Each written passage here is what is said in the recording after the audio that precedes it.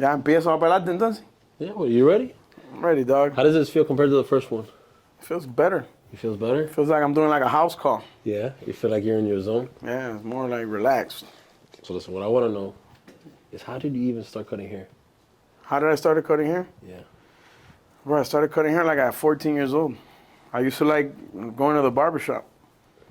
My grandpa used to take us every Saturday, and I used to like, I don't know, I used to like the barber making you look fresh. It used to be. It feels good to get a haircut, every right? Saturday. Every Saturday we used to go with my grandpa. Wow. It feels good to get a haircut, right? It's the best feeling. When you leave out that door, you're like, yeah. Confidence level went up. That's You it. feel good about yourself. I used to love getting a haircut. I used to fucking love it. I like making people look good, dog. I like making people feel good about themselves. At least for a couple of days. Of course. And then when did you actually start like? So when was the first time you actually cut hair, and how do you transition to 24th Street Barbershop? Bro, there used to be some kids in my neighborhood, and bro, they let me use their head all the time.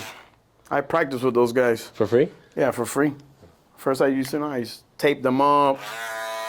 I started taping up, and then, bro, I really got into the cutting hair. And you went to school at South Miami, no? No, I went to South Ridge, Southridge, wow. the Spartans. I only went 9th grade. And then I started cutting hair in the summer school of 8th grade, going to 9th. And no one taught you? My barber, Chino, he told me the steps. He said, bro, look, these are the steps. What are the steps? About like moving this up, down, how to do the line, how to, flick of the wrist. Like little techniques, bro, that you learn. Just like how I taught Andres and all these guys at the barbershop. So it's 9th grade year, and how did you like really? Bro, I really liked it, and I started cutting hair, and I got really good. And bro, by the time you know it, I had the whole school at my house. And at the end of the 9th grade, bro, I didn't want to go to school no more. I was making more money than my mom and dad. So you were working after? You were cutting hair after school? After school. Bro, people will skip school and wait for me at the house just so they could be the first ones. Really? Yeah. Sometimes I had to put signs on the gate. I'm like, yo, I'm not cutting today. Because it was out of control. That's crazy. It got out of control. You kind of have to do that now still. Yeah. And bro, I dropped out of school, and my dad's like, hey, come over here, bro, I need to talk to you. You dropped out of school? Yeah, I dropped out. I dropped out like in the end of 9th grade. I wasn't getting good grades, bro. I was like, oh, I want money. I'm making money. Everything was money, And my dad goes, oh, hey, man, you don't want to go to school no more? I go, nah, bro, I just want to work. He said, well, all right. I don't have a problem with that, but you can't cut hair no more at the house. Oh, because you were cutting at the house. He closed the house down. That's it. No, I was. Do you think he thought you were gonna go back to school with that tactic? No, I don't think so. I told him I didn't want to go to school. I wanted to work. So he's like, all right, bro, you know what? I don't have a problem with that. But you can't cut hair at the house no more. Get your ass to go out to the street and go work at a barbershop. Yeah. And you did. And that's how I met Eddie. That's Eddie's the original owner of the 24th Street Barbershop.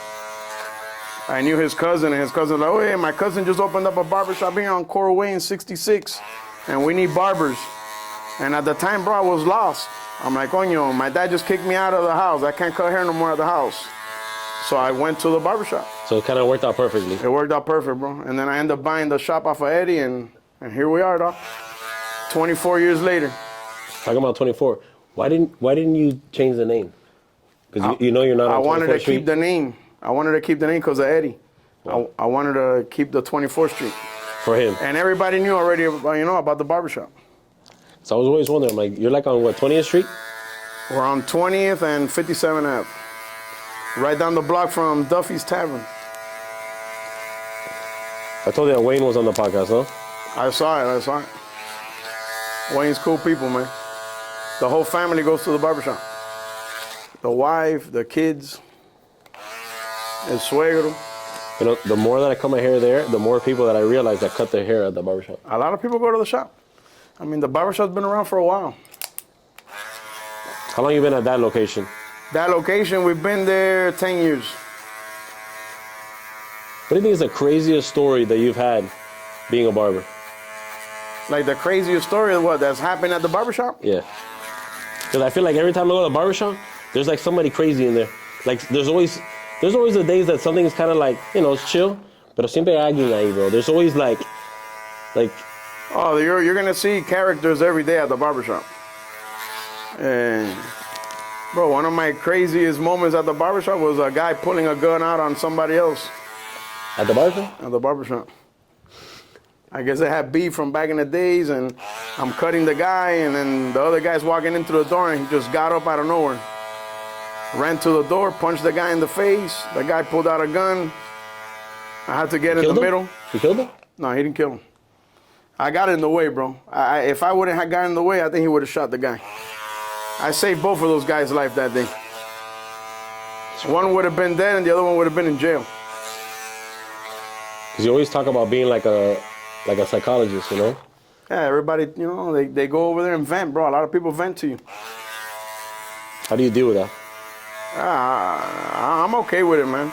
I like helping people out. Guide them in the right direction if I can. Do you think it becomes like a burden after time, like 30, 35 heads every single day? Like some things are good, but like sometimes it's the news that they have.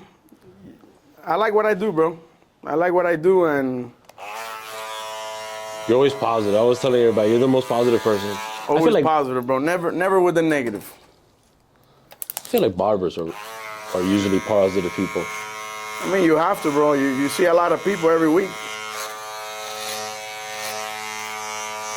I could tell if one of my clients is having a bad day just by looking at their face when they walk in.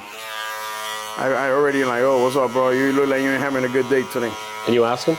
Yeah, I ask them sometimes. And they vent, bro. They vent to you.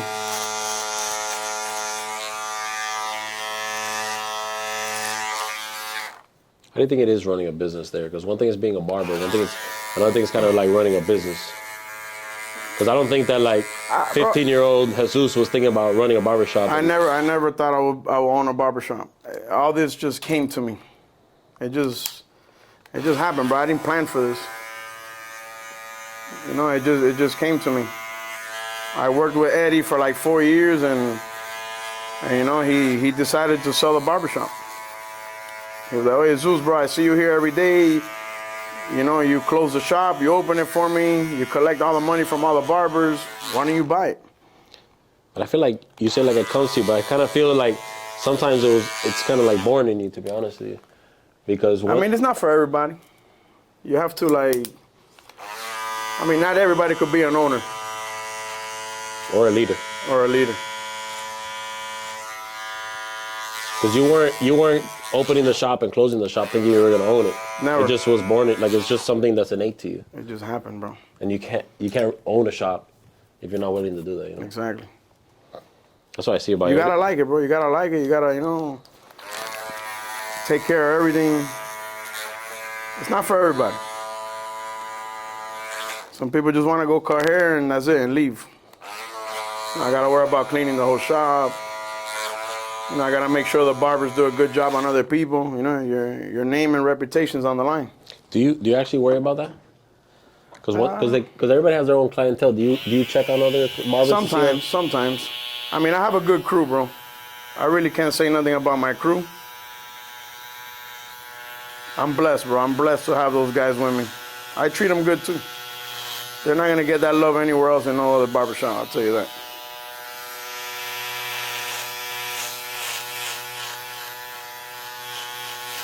One thing I noticed is that there's a couple empty chairs there. Like, why do you think it takes you so long to fill that chair? I don't want to hire any barber, The barber that I hire, bro, I want him to click with everybody else. I don't want all the barbers to feel, out of place. Like, oh, this guy just hired this guy, and he's gonna probably take my clientele. Or So the last barber was what, Andre? Andres was the last barber I hired. Talk to me about Andre. Andres is good, bro. Young kid, talented. But I don't know if he wants to be a barber for the rest of his life. Did you want to be a barber for the rest of your life? Yeah, I like to be a barber for the rest of my life. No, but 15-year-old Jesus. Yeah, at 15 years old, you're not really thinking about the future, You're just thinking about the moment, or how much money could I make? How many heads could I cut every day? Your boy's Pitbull, right? I've been with him for a while. Why do you think Pitbull doesn't show up to the barbershop sometimes? All right, that guy can't, bro. We won't even talk to him. He came twice to the barbershop, and I had to sneak him into the back. Really? Yeah, he doesn't want to see a lot of people. Well, listen, bro. If you send him this podcast and he wants to join the podcast, he's more than welcome here. Maybe you cut his hair here. That'll be badass, huh? How many house Halloween? That'll be dope. I see him all the time, man. He calls me all the time to come see him. If it's not for him, it's for his kids. He's good people. He's great people, man. That guy's una estrella. You've had a couple famous people in the past, but one of them is John Jay, no? John Jay, I cut John Jay's hair. Regularly? Who? Regularly? Yeah, he comes every 15 days maybe. Oh. If he's not on the road, because he's a coach now. So, what do you think that you would want to tell barbers or a kid, not barbers, but a kid maybe kind of like you, you're 14, 15, like you said, you're a little lost? Bro, if you're talented, you don't have to be a barber. You could be something else. You just got to love what you do. School's not for everybody, man. I see a lot of kids that, they go to college and they get into debt, and then at the end of the day, they don't even do what they want. They're doing something else. Working at a store. Don't be a waste of a talent, bro. If you're talented and you don't like school, do it. I did it. If I did it, bro, I think anybody could do it.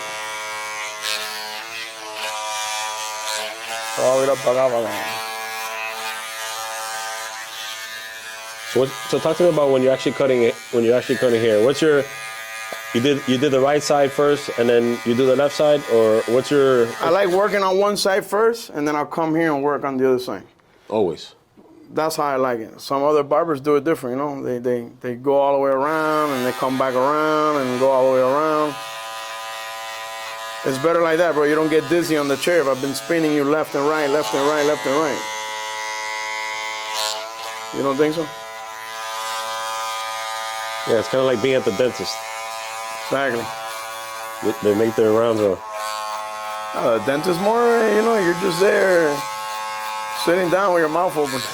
Bro, when I'm at the dentist, I'm literally following them with my teeth on. Yeah. Where are they going next? Andre does it similar to how you do it. Yeah. Yeah. You taught him that? I taught him. I taught Andres. Andres used to be my customer. Andres used to be one of my customers. He used to play baseball for Killian. And they used to go every week to get a haircut. And he's like, damn, Zeus, I want to learn how to cut hair, bro. I like how you cut hair and this and that. And there you go, bro. Look at him now. You think there's like certain attributes that a person needs to be a barber? Because I feel like most barbers are very, very similar. You got to be neat. You got to you got to be a neat person. I think it's like an art, You have to have that talent in you. Not everybody could draw, You just gotta like what you do, bro. If you don't like what you do, you gotta do something else. I always tell my wife, I said, when Jack's old enough, I'm gonna always tell him, there's two things you gotta do. You can do whatever you want, but you gotta love what you do. Exactly. And you gotta find a way to make money doing it. That's right. If you could do those two things, you're good. But I feel like everybody should do what they love. And I feel like a lot of people lack that. They do things that they really don't love. A lot of people complain to me all the time, bro, I'm tired of this job and this and that and blah, blah, blah. Bro, you gotta find something else. People tell me like, oh, I don't know how you do it. I don't know how you have. I do it because it's easy, like it's not work. Right. And that's why it's so important for people to just focus on what they love to do. Focus on what you like to do, bro, and start making money, because time goes by quick. And next thing you know, I'm like, bro, I've been eating shit for 10 years. I haven't done anything. And time flies, bro. You know, being a barber, that man, is not easy because you don't have no retirement plan. You know, you don't have no 401k. You don't have benefits. You don't have PTO. none of that. No medical insurance. Some jobs provide all that. Being a barber is not. Well, also, as you get older, you kind of lose it too. Right? Yeah, the older you get, your vision starts to go.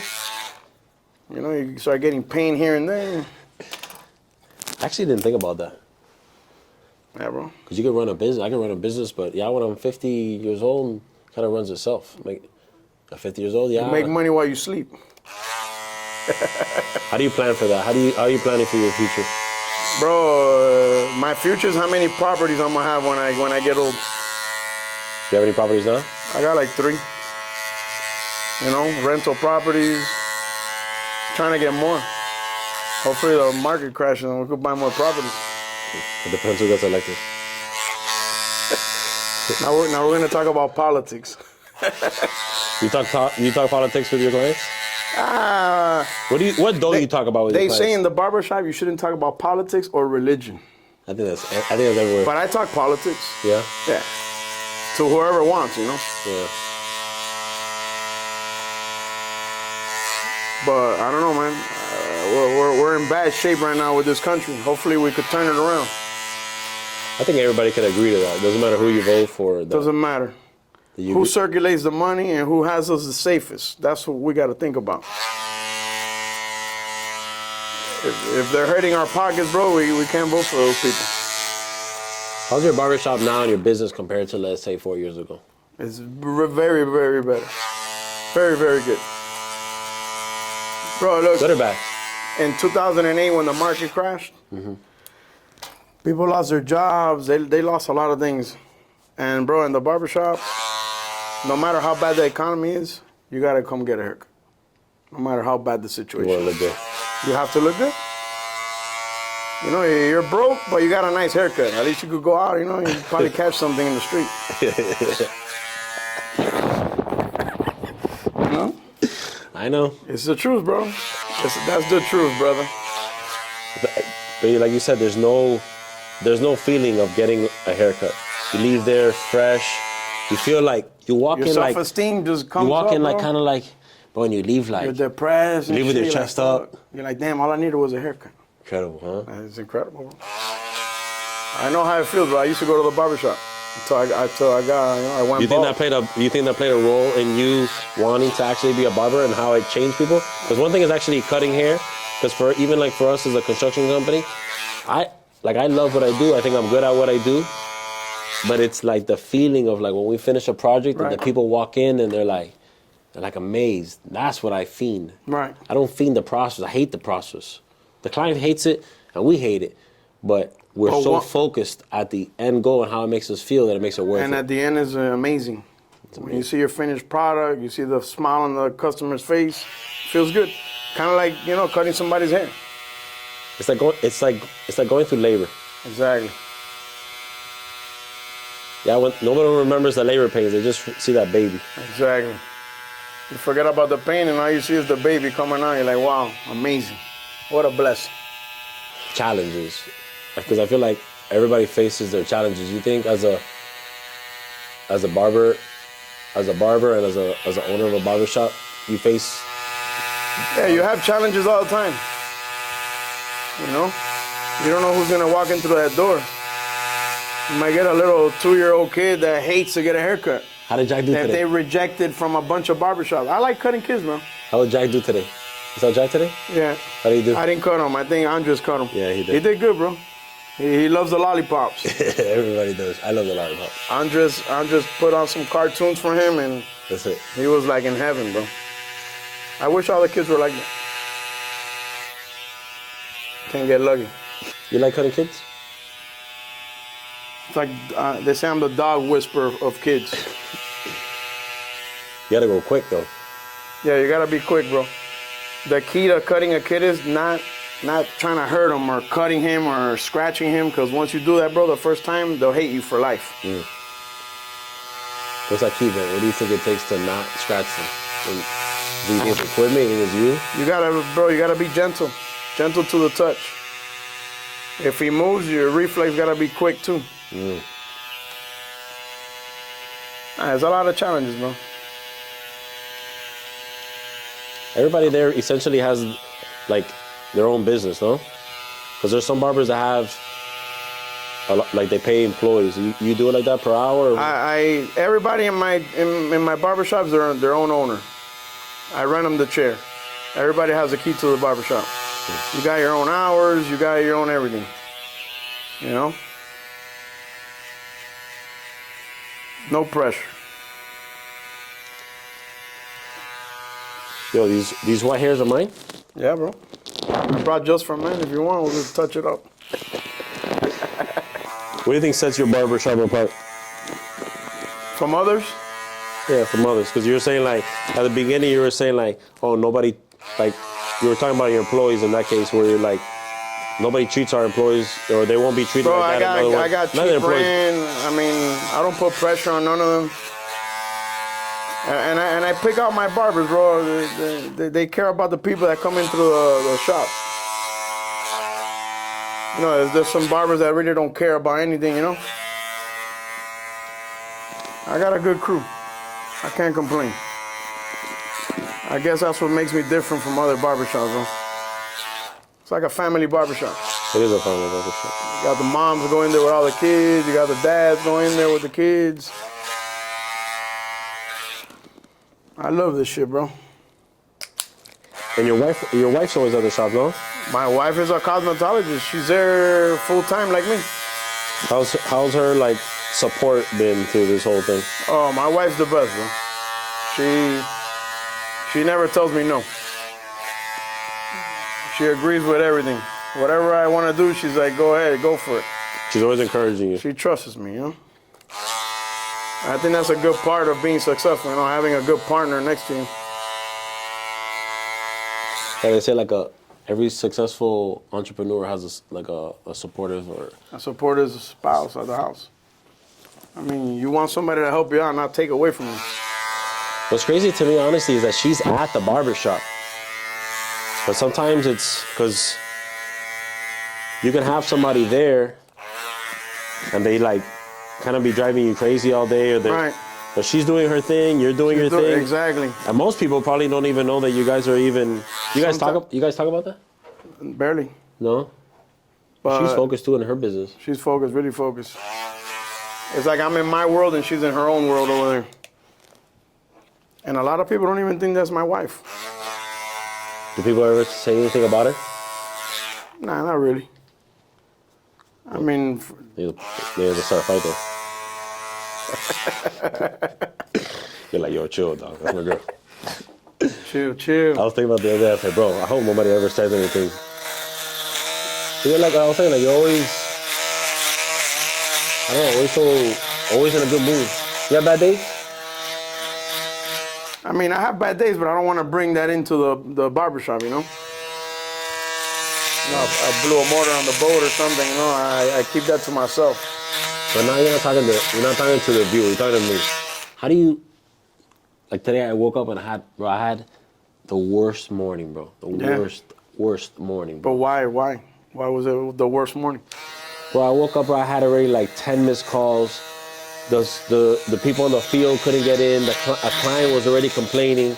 Like, it was already like, and you know, me physically, I like. And you have to put your face because you're the owner of the. How do you separate that? How do you always see things in a positive outlook? Bro, there's always a solution to everything. You know, like they say, hay solución para todo except, you know, la muerte. Yeah. So, bro, if you wake up every day, bro, that's a blessing. When we had talked about this before, I asked, who's a positive person in your life? You had said somebody. Your mom? My mom's always positive. Your mom. No matter how bad the situation is.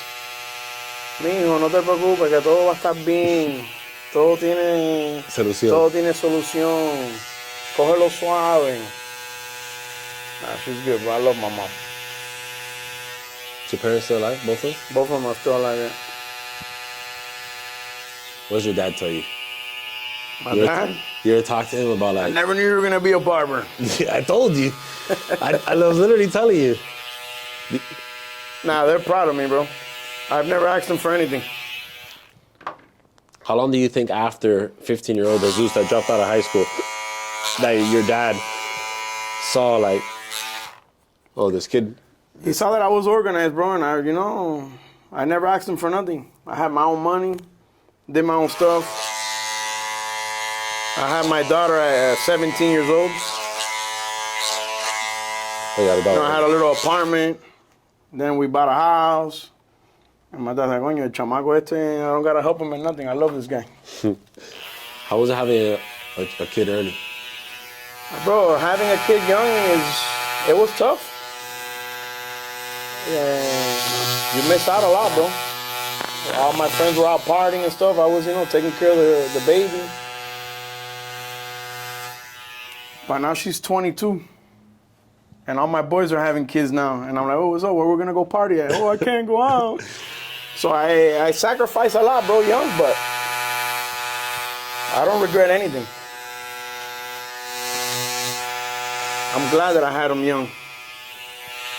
Now they're grown women. I could be a grandpa any minute. She works in a barbershop, no? She does nails in the back. She's a nail tech. Yeah. She's another one. She graduated high school. I didn't. And I go, hey, what's up? You want to go to college? Oh no, I want to do nails.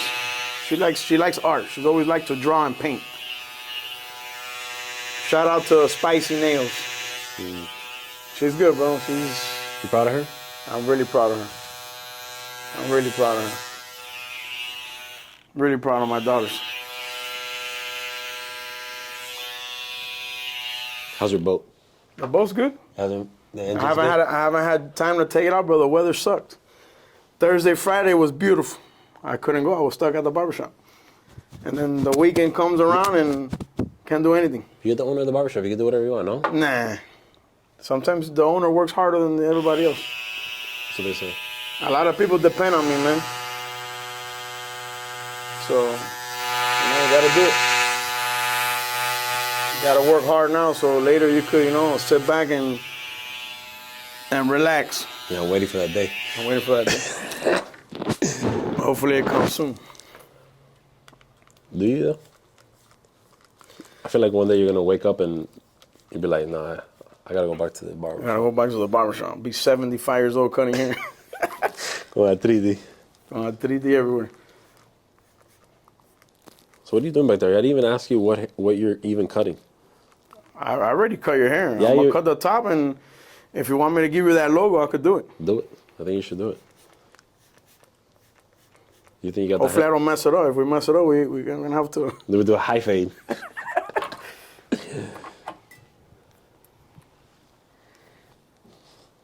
You know what's kind of a little different is not having a mirror. So you don't know what I'm doing? I have no idea what you're doing. Maybe you weren't even cutting my hair. I'm just gonna cut the tips. All right, cut it. Just the tip. So we got Jazz here. This is Jazz's first podcast, bro. Congratulations, Jazz. Well, Jazz was in a podcast, but one thing is to be in a podcast, and one thing is to be watching a podcast. And Jazz's grandfather was a barber. Yeah.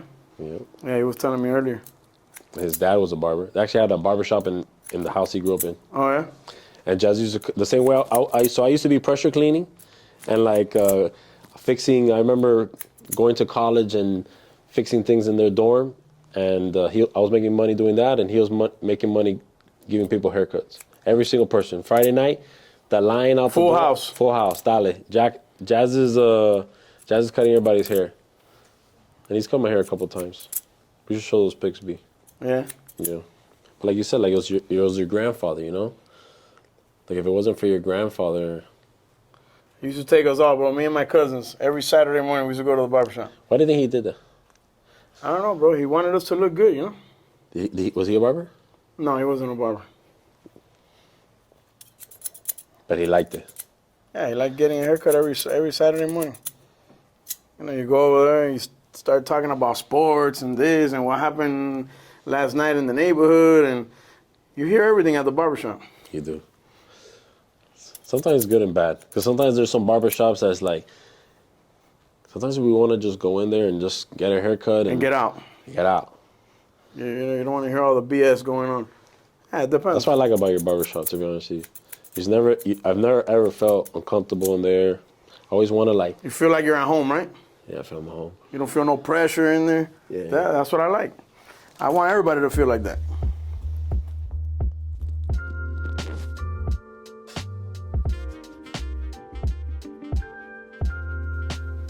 I'm gonna hit you up with the blade now. Yeah. Be gentle. I don't want to cut you on live TV. No, we're not live, right? That's it. No, estamos transmitiendo live. All right, I'm gonna give you some rapid fire, okay? You're gonna come in like this. You ready? Talk to me. Favorite sports team? Favorite sports team? Yeah, that's a hard one. I know it's a hard one. The Miami Dolphins. How did they do last week with the They had the game won and they lost it in the last 3 seconds of They the game. lost the game? They lost the game, bro. They lost the game? They lost. They lost against Arizona at home with Tua back. Everybody's dropping passes. Tua played good. Jeez. I think Tua played great, bro, but hey, at least we got the Hurricanes. You think the Hurricanes are gonna win the championship? I think we have the team to do it. Most famous person you've ever cut? Mr. 305. Pitbull. Listen, without anybody knowing, I'll give you like $5,000 if you can get Pitbull here. In cash. Bro, I'll talk to him, but to get that guy to go anywhere is not, it's not easy. But listen, we went to South Miami, went to the same high school, don't cut me, went to South Miami. Uh-huh. Am I bleeding? Nah. South Miami, Westchester, same barber. We're essentially the same person. Well, we're going to have to holler at him, bro, and see what he could do. That'll be nice, right? You can inspire some of our viewers. Your favorite go-to drink. Right now, you're about to get to the bar. With ice. Clear. They say clear drink is better. Best spot to watch a game in Miami. Duffy's Tavern. Oof. How do you feel about Duffy's closing? Well, no, I don't think they're going to close yet. Yeah, but he sold. They sold the property, but he still owns the restaurant. I love Duffy's. You know, we did our bridal shower there, company parties there. At the little thing next door? Yeah. That's badass, huh? Yeah, La Vaquita. Uh-huh. We just hired one of their infamous bartenders. Yeah? What's that? Gina, back there. She's the one that made you drink. Oh, yeah? Yeah, how was your drink? Delicious. There you go.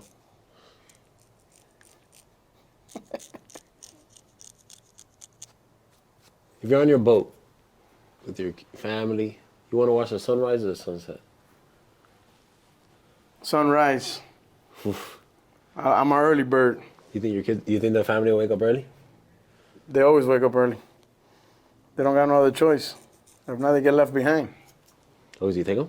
Huh? You take them to the shop? To the barbershop? Yeah. Yeah, of course.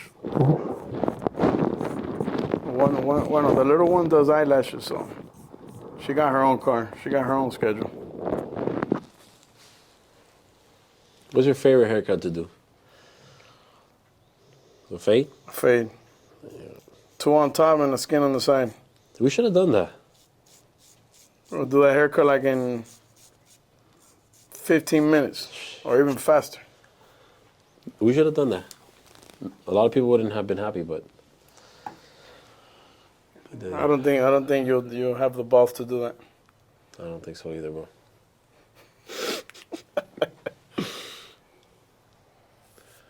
What advice would you give to somebody that thinks that they want to be a barber? Young kid. Wants to drop out of school. To be a good barber, first you have to learn how to be a good sweeper. You have to learn how to sweep the floor good. Clean up after yourself. But bro, to be a barber, I mean, you gotta like you gotta like it. You gotta like it, you gotta put up with people's BS, and don't sleep a lot.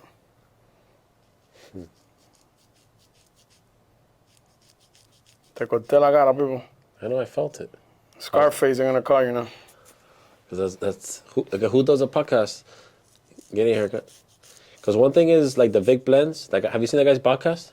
Did you see the clip I sent you? His name is Vic Blends. No, I haven't seen it. Oh, he's awesome, bro. Yeah. Super, super great, bro. He has his own Instagram. Now he has his own podcast. And you can see like he's cutting people's, like, famous people's hair, but before, like, But he cuts them while they do the podcast at the same time? but it's the opposite. He is asking the questions and the person sitting down is answering them. And honestly, that's what made me even think about this. And I thought you'd be in your element. So shout out to Vic Blends. Maybe he reposts us. Hopefully. But They're here from Miami? No, he's not here. They're not from here? No. But I feel like being a barber is, we had a couple episodes before we had a landscaper. And one of the reasons that we even had him and you, because I don't want people to feel like you need to be a mayor, like you don't need to be a commissioner, you don't need to be a lawyer to be successful in life, you know? Right.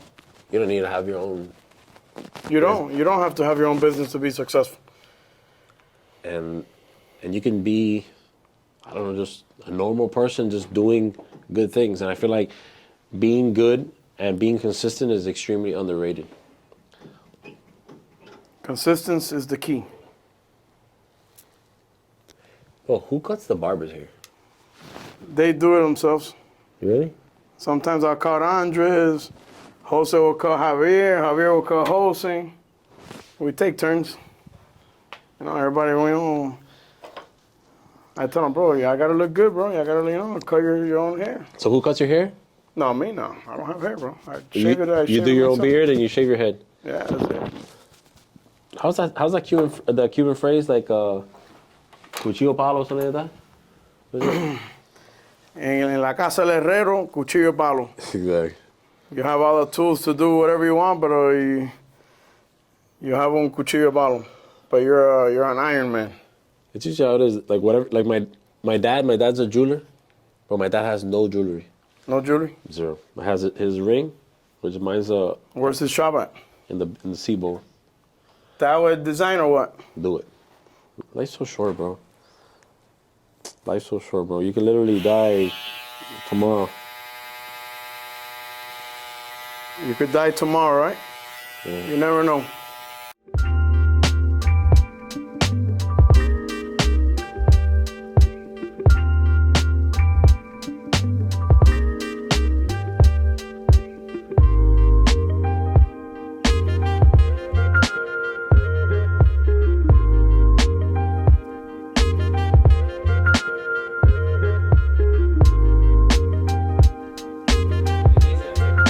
Bro, 34 years, first design ever, bro. Well, this is gonna be my first tattoo ever. Oof, now you went backwards, Papa. You went inverted. You like that shit or what? I love it. That's good, bro. So I appreciate everything you do for the community, for us, for like the people, like on a weekly basis. I know you say like you're a psychiatrist, but the reality is that barbers really do play a big impact in the life of people's life. They sure do. And we appreciate it, and people may not say it. And I hope that you're inspired to be a barber, to be anything, be an artistic person. Don't always go with the grain. The people that are always with the grain usually aren't the most remembered, and the people leaving a legacy. That's right. Make your own mark, make your own road. And we hope that this episode blesses you, encourages you. Hope you share it, like it, subscribe to our channel. And we appreciate you guys always watching. Stay tuned till the next one.